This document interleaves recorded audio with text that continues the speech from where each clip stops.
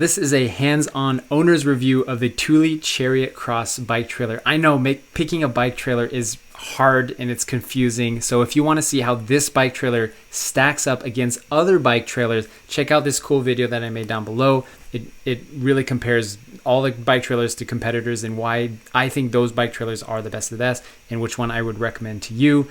So if this video is helpful, give it a thumbs up so that more people can find it. I mean, this is the channel where we're talking about how to make biking part of your daily life. So if that's you, give it a thumbs up, subscribe, why not, and enjoy the video.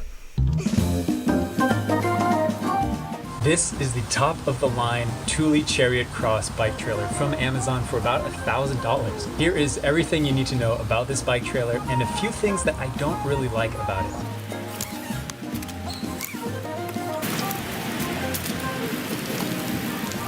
The first thing we have to talk about is the stroller feature on this trailer.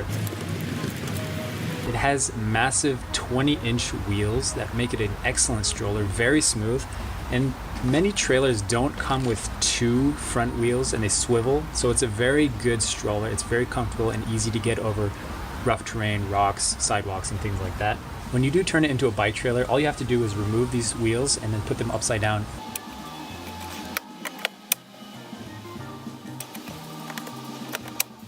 It also has this very large handlebar up here, and you can adjust the height on that.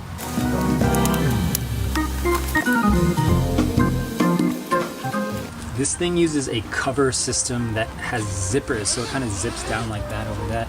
It's a lot better than some of the cheaper models that use kind of a plastic mesh canopy that just kind of folds over it and clips onto place. This thing is a lot more sturdy.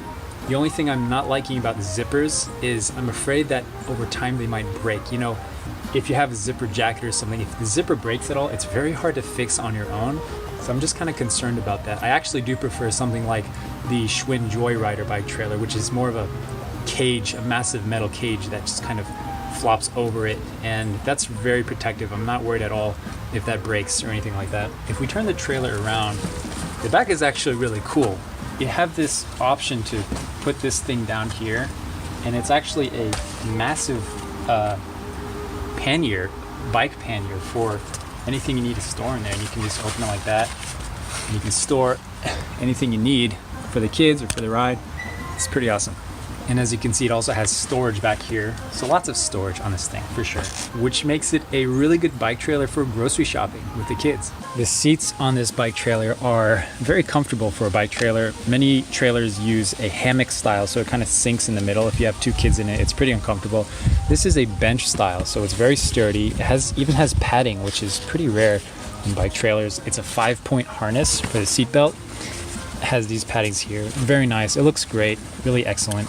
And they do have plenty of space. It does have a foot brake here, which is very easy to use. You just press it down and you can leave the bike trailer there if it's a stroller or a bike trailer. One of the main features of this trailer that we have to talk about is this suspension feature. This is something that really makes this a high-end, top-of-the-line trailer that you don't find on many other trailers at all.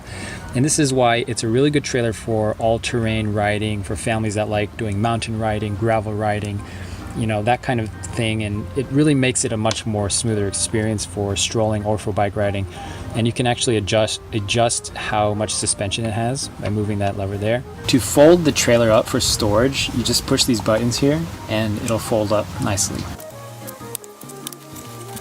The main thing I couldn't figure out how to do is actually how to put the wheels on and remove them. There's this blue button here. You just push it and it comes off like that while you hold it. I couldn't figure it out. You push it and then put it back on. Easy. This is the arm hitch that comes with this bike trailer. The trailer has these little holes right here on the sides that you can insert the arm into. It actually has a hole on both sides, so you can actually decide which side of the bike, the rear wheel of the bike, that you want to have this arm attached to. You just put it in like that. You have to lift this blue thing to make sure it goes in all the way and let go. This is a nice touch that I think a lot of people don't know, is that you can attach this thing here when you're not using it as a trailer. If you're using it as a stroller, you can just keep it right there when you're using it as a stroller. So the good news about the Thule bike trailer is that it's going to come with everything out of the box that you need, which is the coupler system. This is a really sturdy steel coupler that attaches to the rear wheel of the bike. And it also comes with a quick release skewer out of the box that's really going to help you attach to your bike trailer. The only issue that you might come across is if you have a disc brake bike and a through axle of 12 millimeters in diameter, the through axle bike, which I have, is actually not going to fit through this hole in this coupler system. So I actually have to go out and get a adapter that's going to fit the through axle for the bike trailer. I'll put a link in the description so you can get that from Amazon. So I'm going to use a different bike that uses a quick release so I can show you how this is done. The Thule bike trailer uses this ball system that lets the bike trailer move around while you're riding.